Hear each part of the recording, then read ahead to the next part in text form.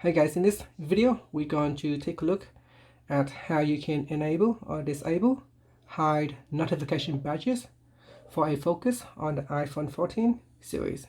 First, let's go back to the home screen by swiping up at the bottom of the screen. And on the home screen, tap on Settings. In Settings, go down and tap on Focus. Next, tap on a focus that you want to change. And then we go down and tap on Options. Now tap on Hide Notification Badges. Tap on the toggle button to switch it off or turn it on. When this is on, it can hide notifications badges on home screen apps. Apps in your allowed notification list will continue to be badged. And finally, you can swipe up to go back to the home screen. So when you are in work focus mode, then it will not show badges on your application.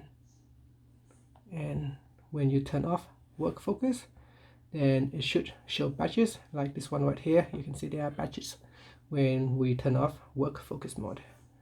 And that's it. Thank you for watching this video. Please subscribe to my channel for more videos.